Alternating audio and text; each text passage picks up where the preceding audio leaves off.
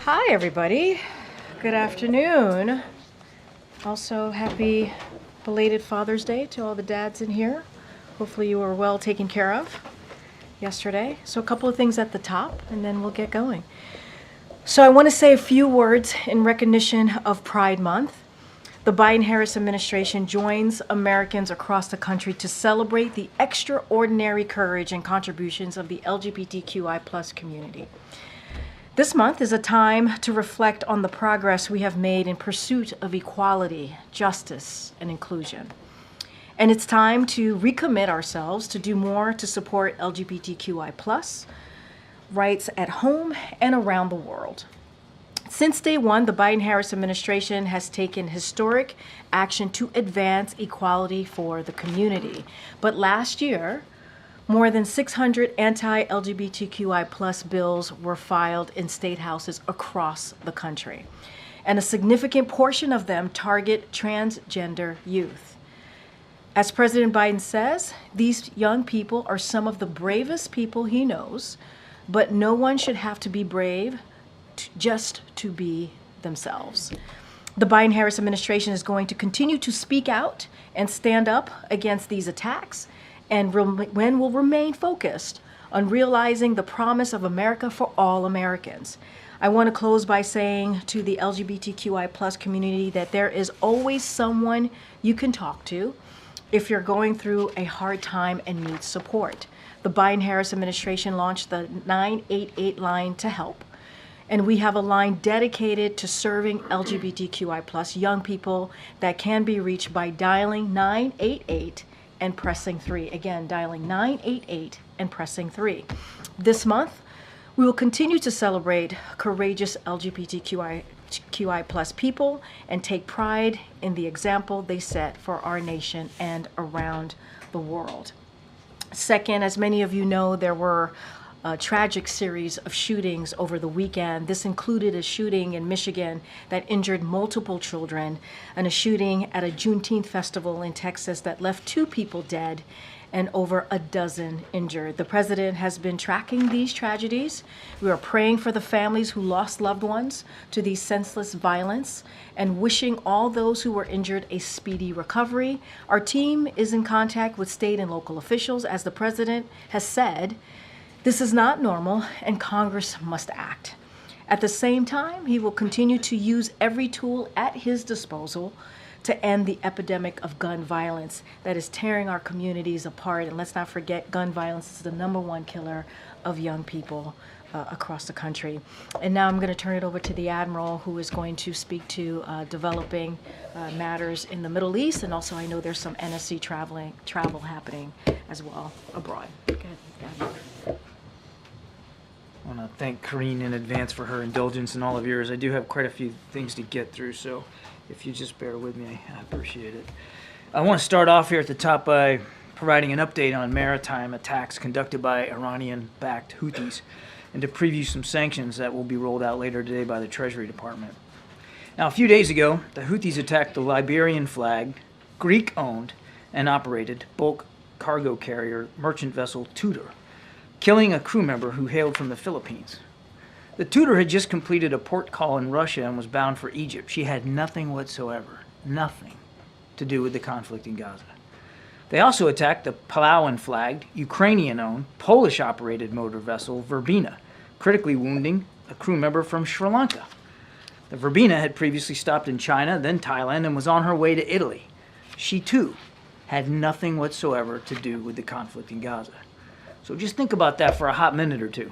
The Houthis killed an innocent crew member from the Philippines and critically wounded a Sri Lankan sailor who was guilty of no crimes.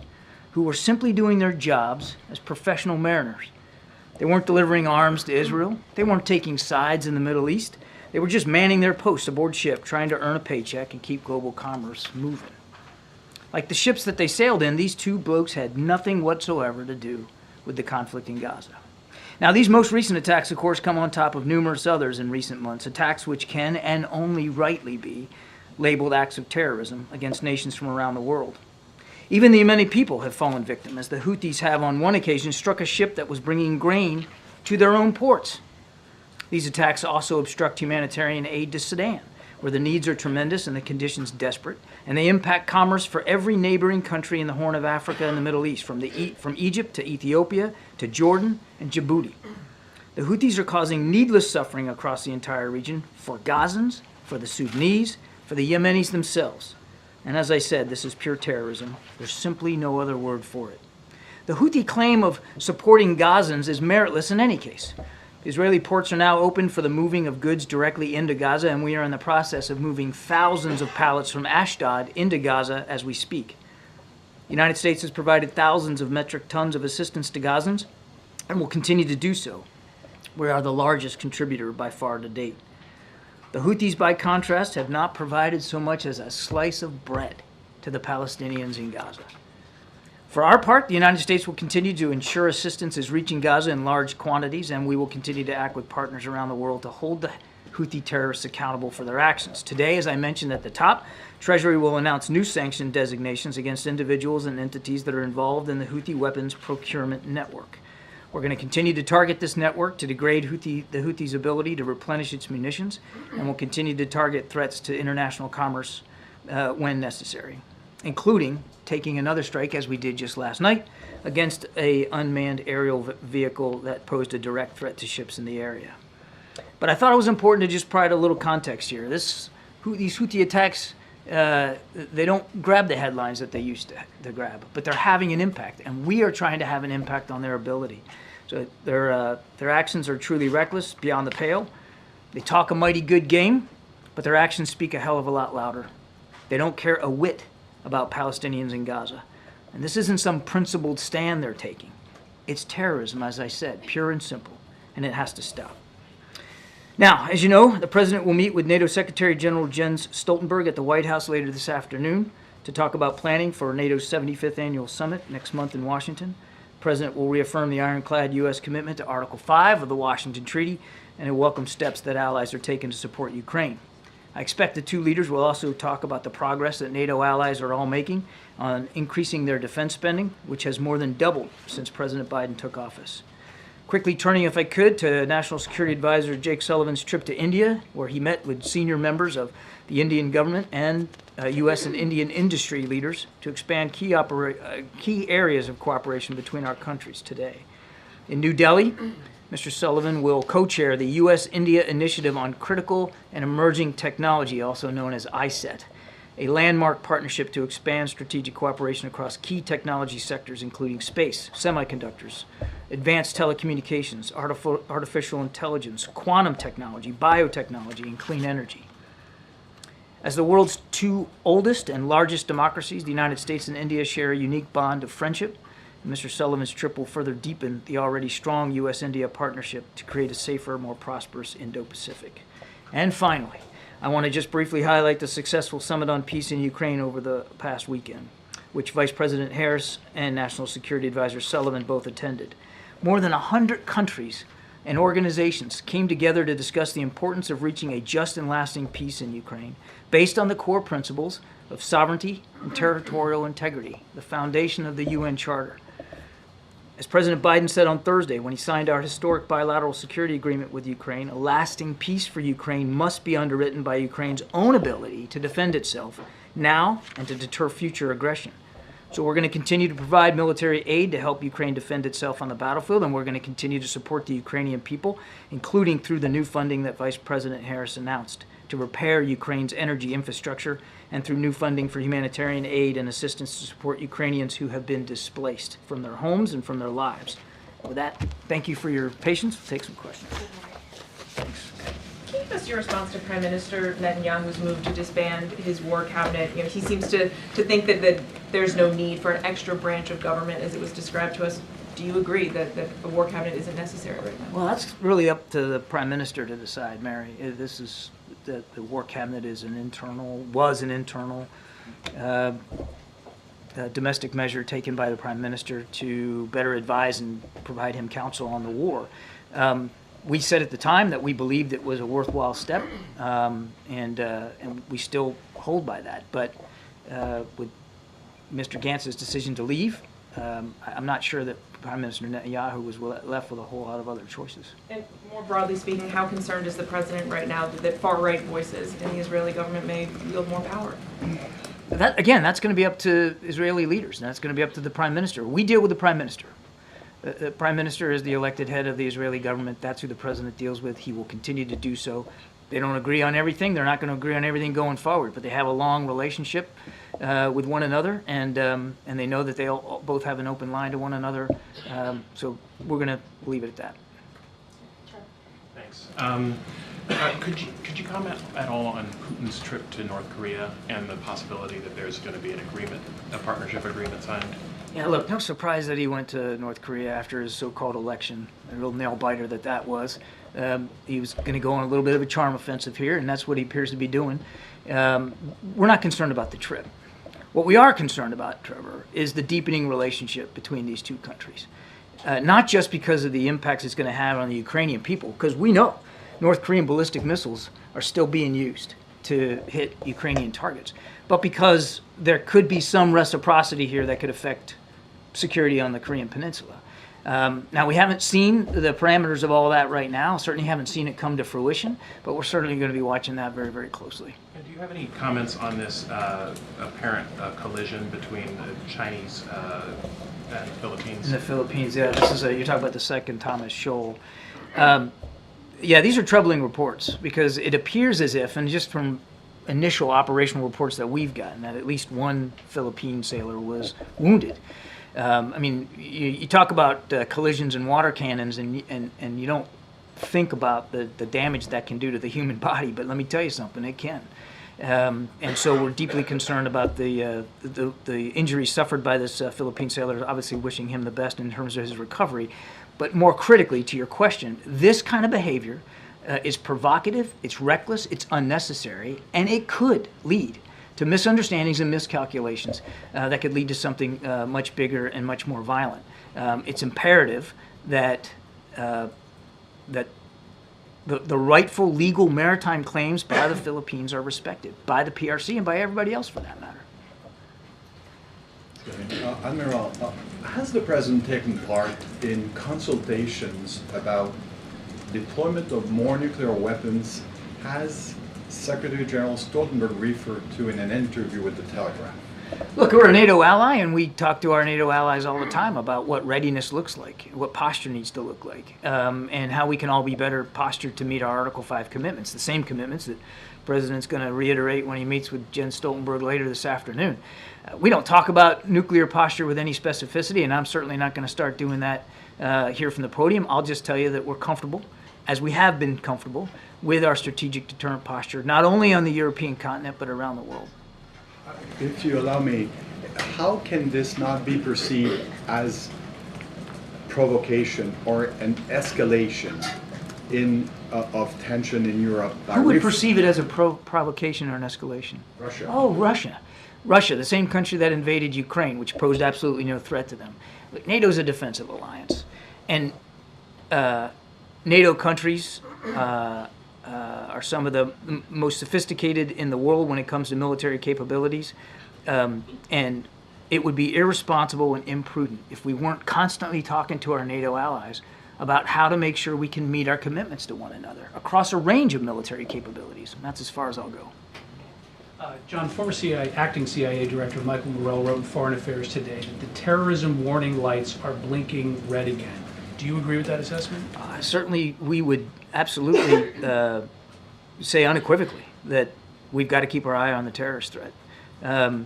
Just in the recent week or so, AFRICOM took a strike on some ISIS leaders in Somalia. Now, we're still waiting for the actual battle damage assessment of that strike, but it's clear that the threat is still real, and we have to still go after it. One of the vulnerabilities he cites is that thousands of people are crossing the border unknown each week, and that he says that the United States should consider using national emergency authorities. Is that something the administration is considering? Is he wrong there? I don't have anything in terms of decision making on what those. I'm not even sure I completely understand what he means by all those authorities. I would tell you that, as Karine said, in just recent days, the president has taken executive action that he believes is warranted. But what's really needed at the border, I mean, everybody can talk a good game, but you can't really change what's happening at the border unless you have legislation, unless you have real resources and funding and support that is sustainable over time to make a big difference down at the border. So there's no magic wand that can be waved here to make it all go away. Is there anything more the administration can do without Congress? Well, the president already, as you just saw last week, announced some executive action, particularly when it comes to asylum. But what we really need is for Congress to act. There was a deal on the table, a bipartisan deal in the Senate, that would have been the most sweeping change, would have caused the most sweeping changes, not just to border enforcement and security, but to immigration policy itself in many, many years. And it didn't go anywhere because a certain ex-official decided he didn't like it, that he thought it was better for there to be a problem rather than a solution. So the president took some executive action. I'm not going to foreclose what he would do in the future, but what we really need is comprehensive legislation.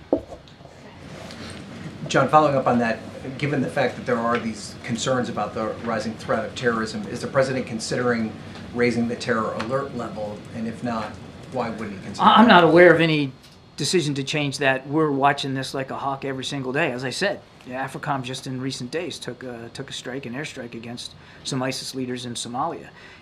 It's not something that we have ever stopped focusing on. I mean, as you remember when we conducted the withdrawal from Afghanistan, we talked about sharpening over-the-horizon targeting capability, and you've seen that bear out now.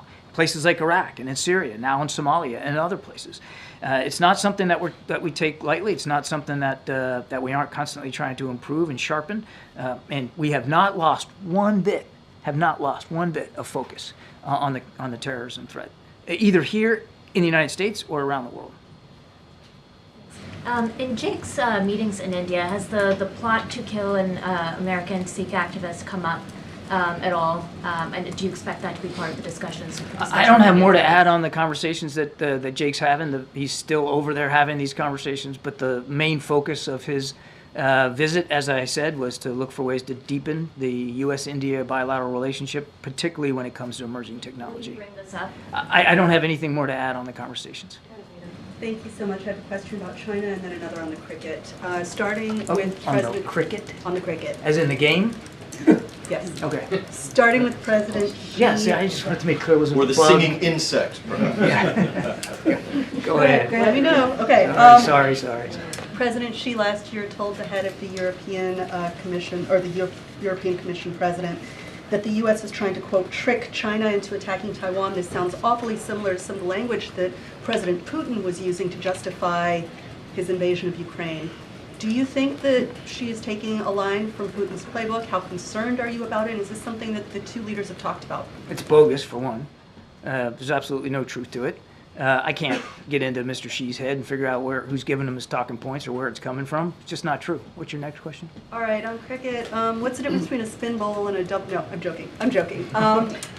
The U.S. team has spin bowled their way into glory. They're in the team. Yeah, congratulations to them. I saw Yes, that. I just wanted to know They're what in your the message was. Super 8 now. The Super 8, and they're It's amazing. facing the Proteas and then the Windies in the coming days. Does the president have a message for this unexpected success in a sport that is wildly popular everywhere else in the world? We all congratulate them on this success. It's tremendous, and we're cheering them on. All right, let's keep going. Thank you. At the G7, President Biden greenlit the limited use of U.S. arms by Ukraine to strike targets across the border into Russia, but he clarified that nothing had changed in terms of long-range strikes inside Russia. So my first question is, can you say definitively that the president's stance on long-range strikes inside Russia by Ukraine won't change? And then second, when the United Kingdom gave Ukraine permission to use British weapons to strike targets inside Russia. Moscow responded by saying that they could hit British targets, quote, on Ukraine's territory and beyond its borders in retaliation. What would the president's response be if Moscow was to take that action against Britain? Well, that's a hypothetical I don't need to worry about because the president's policy hasn't changed when it comes to long-range strike, use of long-range U.S. strike weapons into Russia proper. I also just want to correct something you said. You said he greenlit at the G7 this idea of cross-border use of U.S. weapons for cross-border imminent threats. That's actually a decision he made well before the G7. So, but in terms of this Russian threat to potentially strike British targets on Ukrainian territory and beyond, what is the White House response to that type of rhetoric coming from Moscow? My response to Mr. Putin is this. If you're so worried about becoming the victim of attacks, and you're worried about your troops' livelihoods and your military units, then get the hell out of Ukraine. You don't have any business being there in the first place. That's my best advice to Mr. Putin. Thank you very much, Karine. Hi, John. So President Biden has sent an envoy today to Israel and Lebanon.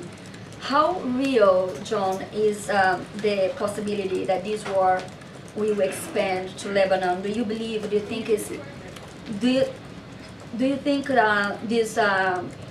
the full war there is more real today, the possibility, than it was a few weeks ago? And do you believe that it's possible to de-escalate the situation there, the growing escalation tension, without a ceasefire? Look, I don't want to sound blasé about this. If we weren't concerned about the possibility of escalation and a full-blown second front there to the north, we wouldn't still be involved in such intense diplomacy. And Mr. Hochstein's over there right now. As a matter of fact, he's in Israel as we speak to have these conversations, and he'll follow that up with conversations in Beirut. So obviously we're concerned about this. We haven't seen Hezbollah jump in with 2 full feet here. They have been, of course, conducting strikes across that border. The Israelis have been defending themselves against that. We don't want to see escalation. We don't want to see a second front. And we are concerned about it. Is it a possibility more real today than 2 weeks ago? That's a slide and scale kind of question that I don't think I'm really educated enough to answer. I mean, it's obviously still of concern. There continues to be exchange of fire across that border. And if we weren't concerned about it, we certainly wouldn't have sent Amos over there. Thank you. First, thanks, John. To follow up on Mary, you said that the U.S. did think it was worthwhile to have the war cabinet in place. Now that it is no longer, does the U.S. believe it will be a detriment as Netanyahu makes decisions moving forward? I think that remains to be seen. And then secondly, do you have an update on the U.S.-built pier, the humanitarian aid pier that has been removed? Removed? That is undergoing repairs? Because of severe weather that we talked about being a problem in the summertime here in the Eastern Med. I don't. You'd have to go to the Pentagon for a tactical update. As I understand it, they did have weather-related issues. They had to dismantle it for the safety of everybody involved. But I honestly don't know what the new status is. Thanks, John. Thanks, Karine. Secretary General Stoltenberg was talking about once the current fighting in Ukraine ends, that the ultimate security guarantee to prevent it from happening again, that Russia invades again, is Article 5 from NATO. He seemed to be very clear that Ukraine should be admitted into NATO after the current fighting ends. Can you speak to that? Is that a commitment that the U.S. shares, feels that once this current fighting ends, that feels strongly that Ukraine can get into NATO? The President has said that he believes that NATO is in Ukraine's future. And there's a lot of things that have to be done before they can join the alliance, like any member has to do before they can join the alliance. But the President believes firmly that NATO is in Ukraine's future at some point. But those conditions that have been in somewhat a little bit vague. It has not been a very clear pathway. When would they be able to do the action plan that they can get on? I'm sorry, I got to disagree with you there. It's absolutely clear, and the alliance conditions that Ukraine the alliance has talked about, and the United States has certainly talked about. First, they got to win this war. Right? They got to win the war first, And so, number one, we're doing everything we can to make sure they can do that. Then when the war's over, no matter what it looks like, they're still going to have a long border with Russia and a legitimate security threat to the Ukrainian people. That's why the president at the G7 signed our bilateral security agreement, joining what some other 14, 15 other countries have done the same thing, to make sure that for the long haul, Ukraine's defense industrial base can continue to make sure that they have what they need to defend themselves, and that includes assistance from the United States. That's the long haul. That will help them defend themselves while they work on the necessary things they have to do, like any member of the alliance has to work on, for instance, on corruption, before they can apply for NATO membership. But we do believe that NATO is in Ukraine's future, and we're going to work with them every step of the way to get them there. Is corruption still a major concern for NATO alliance? Corruption is a concern, but there's certainly other things that need to be done for any nation that wants to join the alliance. And I want to reiterate that joining the alliance is an alliance decision. It's not something the United States can just make happen magically. It has to be done through the existing allies as well. Yes, in an interview with BBC. National Security Advisor Jake Sullivan said over the weekend that he had plans to meet with officials from Qatar and Israel while he was in Switzerland. Did he actually have those meetings, and is there any update you can provide on ceasefire hostage dialogue? I would just tell you that we have maintained communication with both Qatar and Egypt, and while I don't have any progress to report today in terms of where things are, we still believe this is a very live process, and these conversations are in fact being they're constructive, and we're hoping that we'll be able to get there. So yes, those conversations are happening.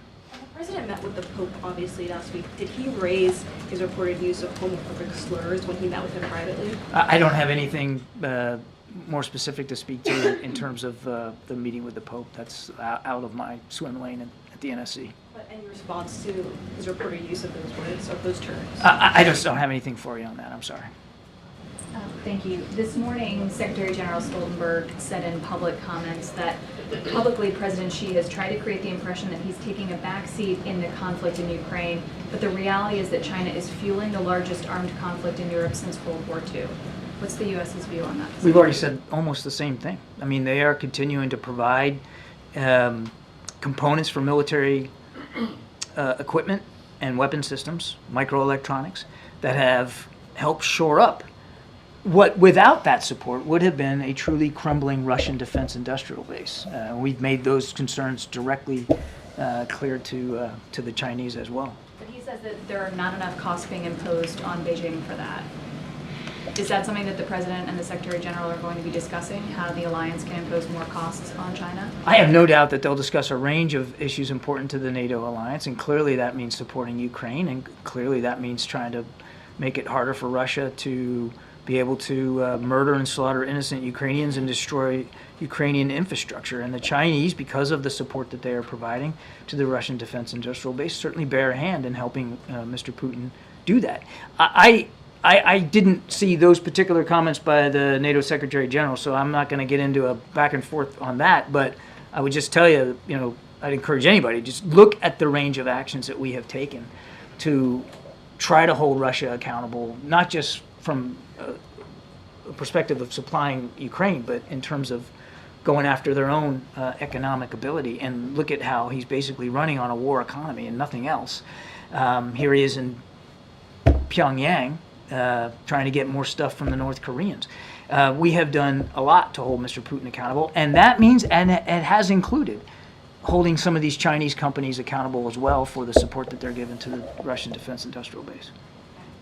A Russian fleet has reportedly left Havana. Do you know where it's going and what your level of concern is about it?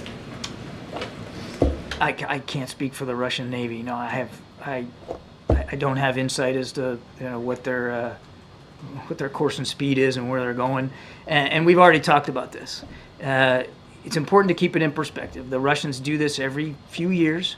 They make an excursion to the Caribbean and to Latin American waters. It's not new. Did it under Trump, did it under Obama, did it under President Bush. We watch it closely and monitor it as we should, no question about that. But as I've said earlier, this excursion of theirs doesn't pose a national security threat to the American people or to the homeland. Thank you. Hi, John.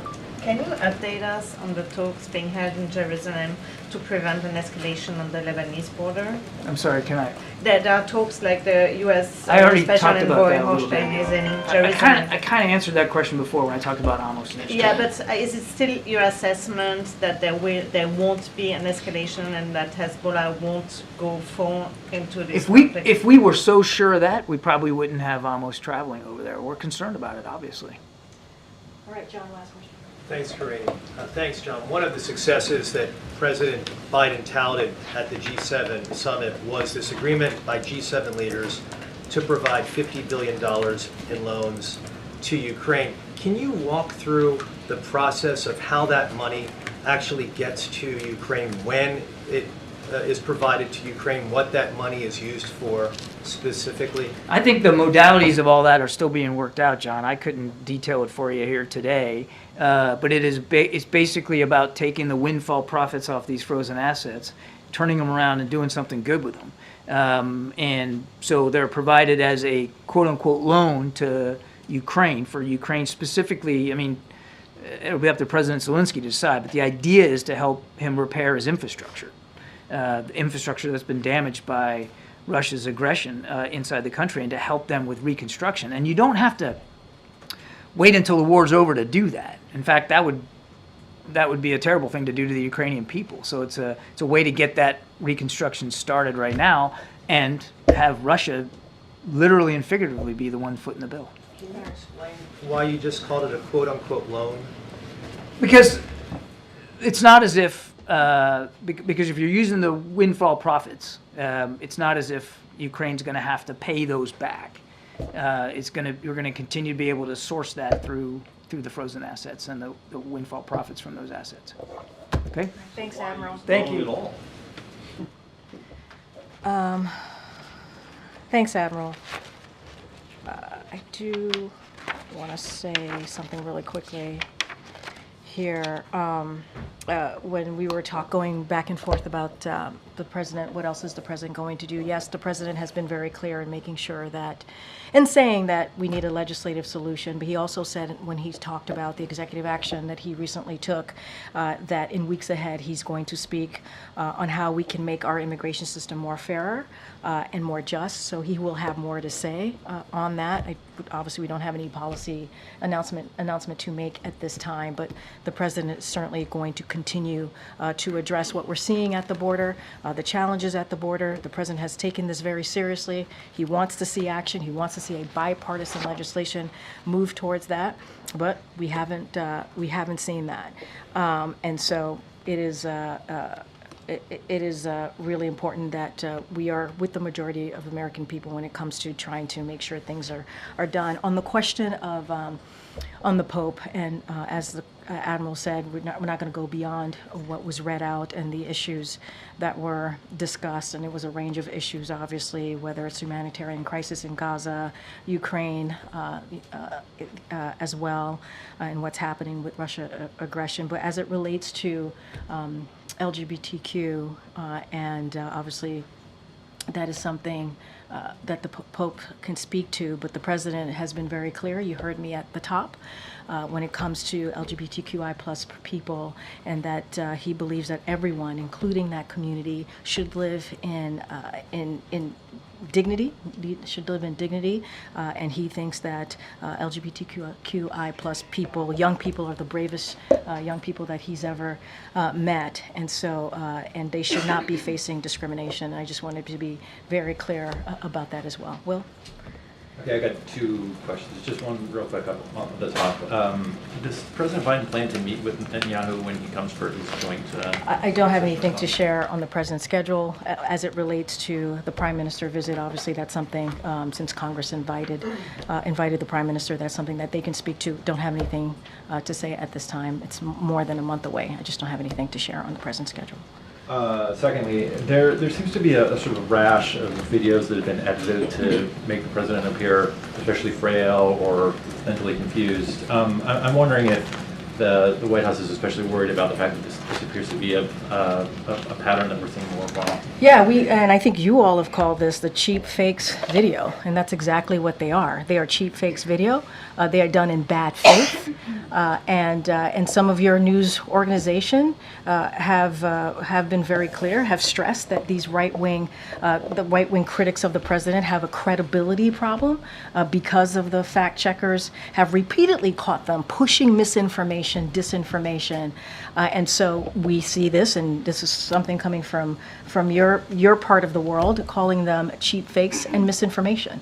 And I'll quote the Washington Post, where they wrote about this, and they said how Republicans use misleading videos to attack Biden in a 24-hour period. And to their credit, we have a conservative Washington Examiner did call them out as well, calling out the New York Post. Ironically, several recent cheap fakes actually attacked the president for thanking troops. For thanking troops. That is what they're attacking the president for. Both in Normandy this happened, and again in Italy. And I think that it tells you everything that we need to know about how desperate Republicans are here. And instead of talking about the president's performance in office, and what I mean by that is his legislative wins, what he's been able to do for the American people across the country, we're seeing these deep fakes, these manipulated videos. And it is, again, done in bad faith.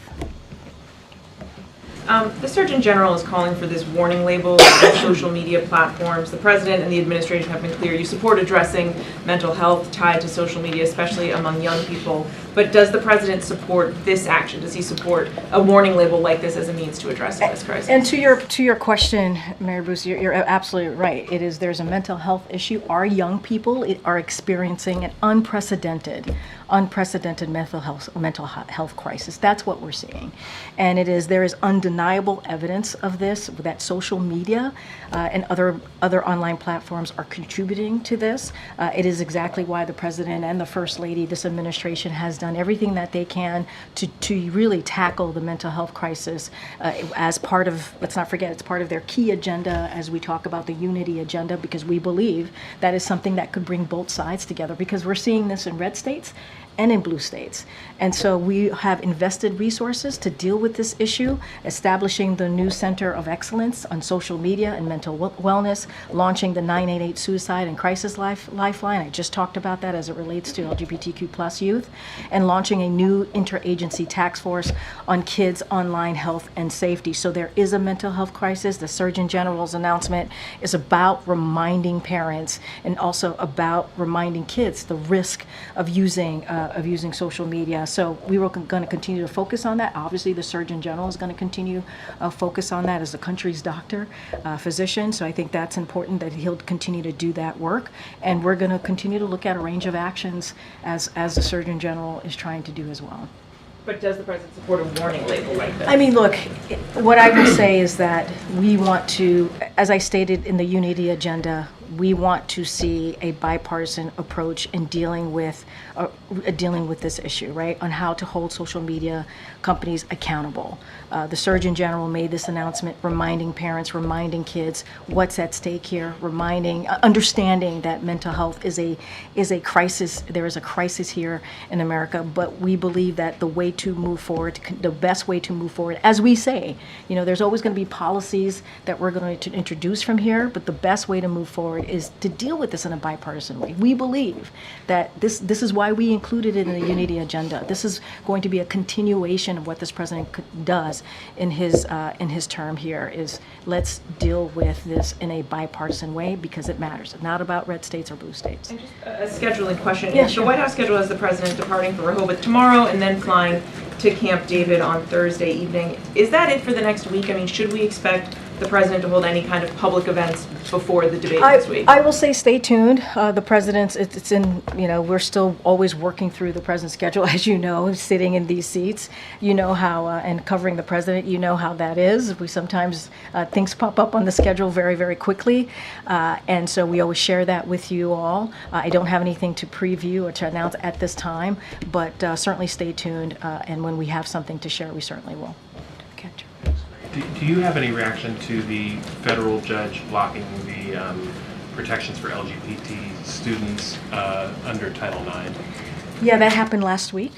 No, that happened last week and on today as well. That's right, that's right. So obviously, when it comes to these types of ruling, I would refer to the Department of Justice as this decision is being reviewed by them. So I want to be really careful. And we've always said every student has the right to be treated equally and to feel safe, to feel safe at school. It is important. That is something that the president certainly is committed to, and that is why these protections are all about making sure students have equal rights restored, and also make sure that is vital that they are protected from harassment and also assault. And so, as it relates to this particular ruling and what it says, obviously I answered this in a more broad stroke, but as it relates to the ruling and reviewing that's something that Department of Justice is doing. Again, Rejan. Thank you, Karine. I heard what you said about bipartisan efforts to deal with social media, but the Surgeon General was also calling on lawmakers specifically to pass legislation for this warning label. So does the president join in that call to pass legislation to put a warning label? So here's what we've been very clear about. Social media companies need to be held accountable. They have to be done. That has to be done. And we need to see that in a legislative way. We believe it could happen in a bipartisan way. And that's what the president's going to continue to call it. Let's figure out a way to hold social media companies accountable for what is currently happening. And we know, we see that in the data, that this is an issue, that there's undeniable evidence that social media is causing harms, and other platforms are contributing to this mental health issue that we're seeing. Congress is going to decide what that looks like, right? They can do this in a bipartisan way. They're going to decide, if they wish to move forward with it, what that bipartisanship looks like in moving forward with dealing with social media.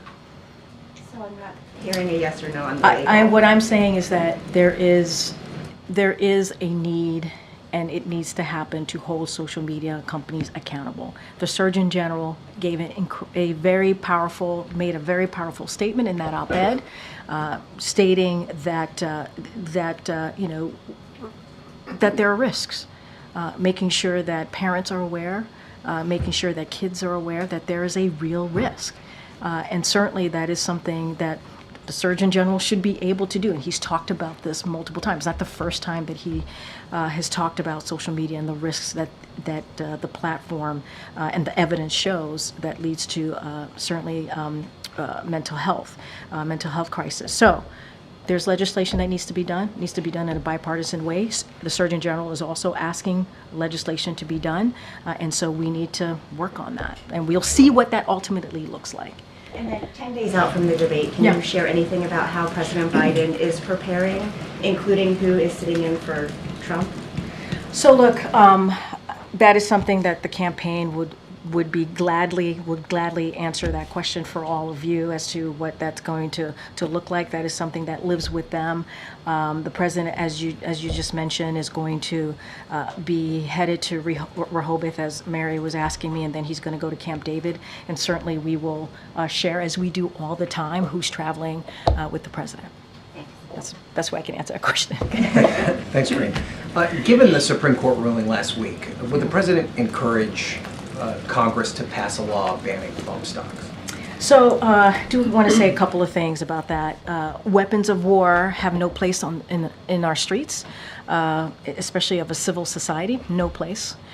Unfortunately, the court's ruling strikes down an important common sense regulation on devices that convert semi-automatic rifles into weapons that can fire hundreds of bullets per minute, also known as bump stocks. So in Las Vegas, as many of you covered, bump stocks were used to carry out one of the deadliest mass shootings in American history, killing 60 people who were simply trying to enjoy a concert, a music concert. We continue to pray for them and their families as they continue to deal with the horrific of that horrific event, and the people of Las Vegas and beyond who are tragically affected by the epidemic of gun violence. You heard me talk about that at the top of this briefing, and talk about even what we saw over the weekend. We continue to call on Congress to immediately ban bump stocks and assault weapons and take further action to implement common safety measures. And so the president has taken action. He's done more than 24 executive actions. We have a historic office that deals with gun violence, and certainly that's led by the vice president. The president continues to talk about this issue, and he wants to see, again, another place where he's done the work from this side of Pennsylvania. He wants to see Congress also move forward, because the way to actually deal with gun violence is through legislation. Has he talked to the majority leader specifically about putting the bill on the floor as soon as possible? So we are in constant communication with the Office of from the Office of Legislative Affairs through Congress, both on the House and the Senate, about an array of issues that matter, legislative issues that matter to the president, including this, including gun violence and finding ways to prevent this epidemic. And so, look, you heard me just call out at what it is that we want Congress to do: banning assault weapons, obviously banning bomb stocks immediately. We want to see that happen, and so this is a legislative priority for this president. Okay, Barry. The president said this weekend that the next president is likely to have 2 new Supreme Court nominees. Can you talk to the thinking behind that? I got to be mindful here. It was said in a campaign event, and he certainly was answering that in as it relates to the 2024 election. It's going to be super mindful. I'm going to allow you all to do the work on this and to kind of figure out who he was talking about, what he meant. But look, I'll say this. Next Monday, a week from today, we are going to be sadly commemorating the Dobbs decision. 2 years ago, from a week from today, we saw what the Supreme Court was able to do. They were able to overturn Roe v. Wade, which was the law of the land for almost 50 years, which gave women the ability to make a decision on their own body, gave women the ability to make important, critical, difficult decisions on their health care. That was taken away. And when that was taken away, we saw contraception is now under attack. We see now IVF is now under attack. We saw what Republicans did just last week.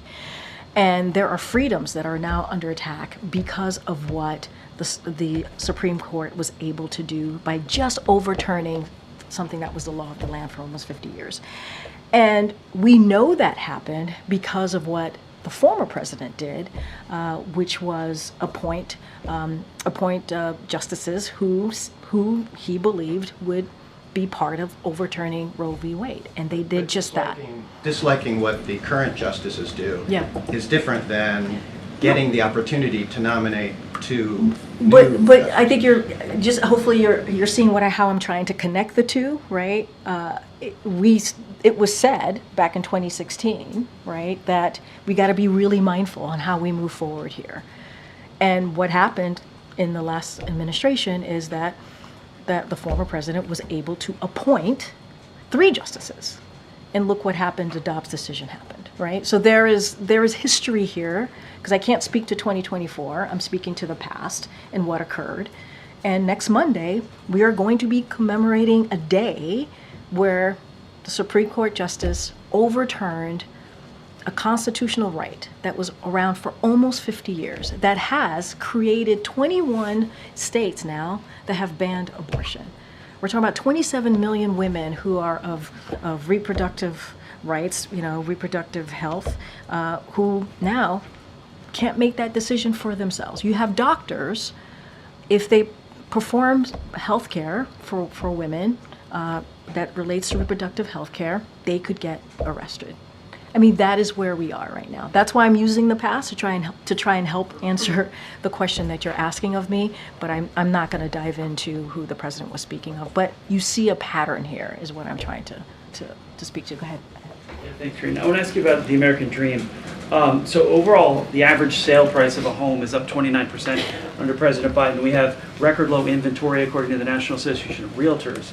And the cost of a mortgage is up because interest rates are up to fight inflation. So is the American dream out of reach for a lot of Americans now? So, Ed, I appreciate the question, and I hear what you're saying. And look, the president understands that Americans are struggling right now to pay for their rent, to buy a home, and we get that. That's why the president took action some time ago early in his administration. And the things that it did was reduce mortgage insurance premiums by $900 per year for hundreds of thousands of first-time home buyers, expand rental assistance to 100,000 additional households, cut the red tape, and expand financing to build tens of thousands of affordable housing. And because of that, we see a record of 1.7 million housing units are being built nationwide, and that is the most ever. And more apartments are being built each year under this president than any of the other administration since 1980s. And so that matters. But the president also understands that there's more work to be done, but he has taken an action. He's created a task force to deal with this issue because he understands how much Americans are struggling just to buy a home, just to pay rent. And so he's going to continue to do that. So you're sort of saying eventually prices will come down, and then what's the time frame? No, what I'm saying is the president's taken action, and we have seen 1.7 million housing units are being built. Affordable housing units are being built. There's more work to do. The president also is calling on Congress to pass his housing plan, which was called by experts the most consequential housing plan in more than 50 years. So he's taking more action. We've seen how the three things that I laid out in answering your question has actually helped. Taking away red tape, continuing to expand rental assistance, making sure that thousands of Americans are able to have these insurance premiums at $900 per year, these mortgage insurance premiums, which is all important in how they're trying to, you're right, trying to get that American dream. Buying a home is indeed very much part of that American dream, and the president understands that. One more if I could. Yeah, sure. The president talks about threats to democracy, and this is the first time I've had a chance to ask a question since former President Trump was convicted. How is it not a threat to democracy when you have a prosecutor from the same party as the president waiting 7 years to prosecute the political opponent in an election year? I'm sorry, I don't. How is it not a threat to democracy when you have a prosecutor of the same political party as the president waiting 7 years? The crime happened in 2017.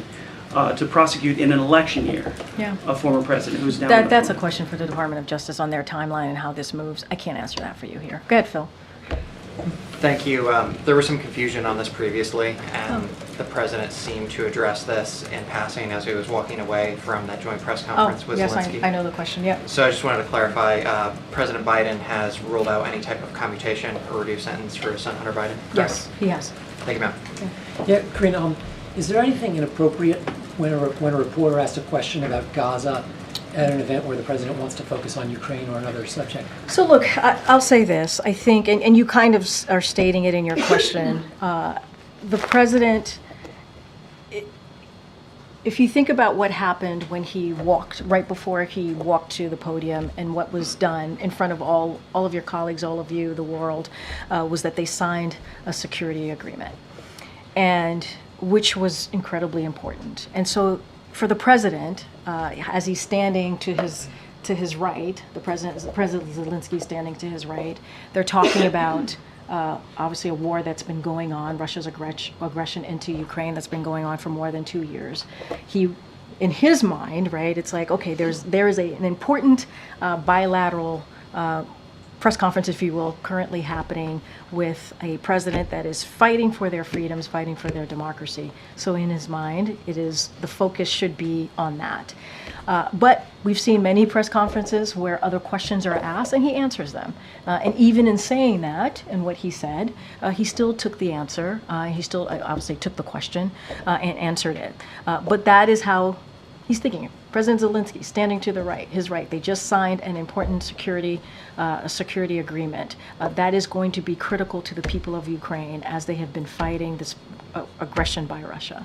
And so that's it. I wouldn't, he respects the freedom of the press. He does. I wouldn't read too much into it, but that is No, I just know there isn't, that is what he was thinking in that moment, in that time. There is an important moment that was developing in front of everyone, and that's kind of what he was hoping the focus would be on. And just a quick follow on the video you Sure. were talking about. Yeah. There were 2 instances in recent days where leaders, former President Obama and Georgia Maloney of Italy, they physically put hands on the president to guide him and show him, give stage directions. Are they doing that on their own, or has anybody asked them to run the show like that? First of all, let me spoke to the most recent, right? And as we saw on Saturday, President Obama's office put out a statement. So I would refer you to that statement about what was being accused in those by others. And he said this did not happen in the sense of what people were saying they were seeing, right? Or what was being falsely reported that they were seeing. Let's not forget, President Obama, President Biden have a relationship. They are friends. They're like family to each other. And I think that's what you saw. You saw the president put his hand on the back of President Biden, and they walked off the stage after taking questions or at an event taking questions from Jimmy Kimmel. That is what you saw. But I would refer you to President Obama's office statement. They talked about this, they discussed this, and they came out with it pretty quickly. Maloney, all right. You wanted to say something about Maloney, I don't have anything. I don't know specifically what happened with Maloney. The wandering, the parachutist, etc. Oh, I mean, look, that was, as I said, it was a cheap, a cheap fake. That was definitely a cheap fake. It was. This was widely fact-checked. That video was widely fact-checked, including by conservative media, on what happened, what occurred. The president walked over to give a thumbs up to divers who had just landed right in front of him. And if you run that tape a little bit longer, you would see what was happening, what the president was actually doing, and it is a cheap fake. So this is what about nothing, and he's totally normal. What I'm saying is, this is a president, right? Let's step back for a second. Instead of, and I said this moments ago, instead of Republicans, focusing on the president's performance in office and what he's been able to accomplish, his actual record, they do these cheap fakes. They're cheap fakes. And you're asking me about the Maloney, you're asking me what happened. That video was, okay, let's talk about Juneteenth.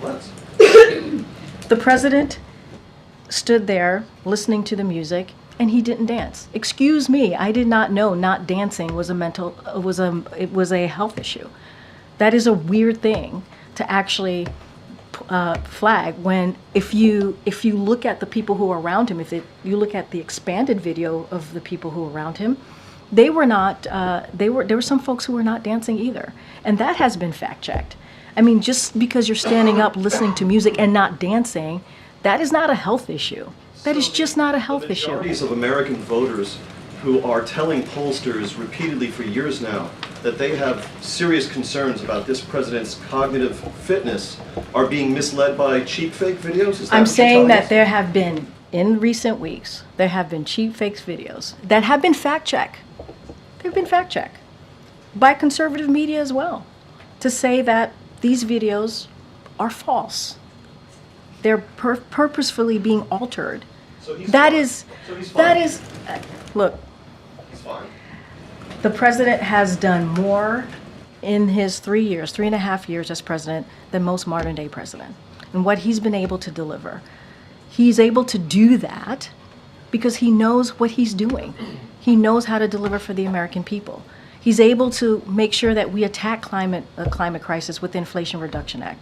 He's made sure that we're able to create 15 million jobs, 800,000 manufacturing jobs. He was able to make sure that unemployment went down. He was able to make sure that we are able to have Medicaid actually able to negotiate with pharmaceutical companies, something that no other president has been able to do. This president has been able to do. I think that tells you everything that you need to do by looking at his record. And what you're seeing right now is Republicans, instead of talking what I just listed about, what I just talked about, they're really diving into these cheap fake videos. And it's in bad faith. That's what I'm saying. What they're doing is pure bad faith, and it's been fact-checked by many, including conservative fact checkers. Go ahead, Naomi. Thanks, Karine. Just on another topic, does the White House have a comment on Press Secretary or former Press Secretary Jen Psaki's testimony that's upcoming about in front of the Foreign Affairs Committee about Afghanistan? I don't have any comment at this time. Sorry, you sort of said last that next week you are going to commemorate the anniversary of Dobbs. Are there new measures that we should expect, or? So don't have anything to read out at this current moment, but obviously the president and the vice president are going to continue to talk about the Dobbs decision and how that's affected millions, tens of millions of women across the country, and the devastating impact that we see. Once we have more to share, certainly we will. I just don't have anything at this time.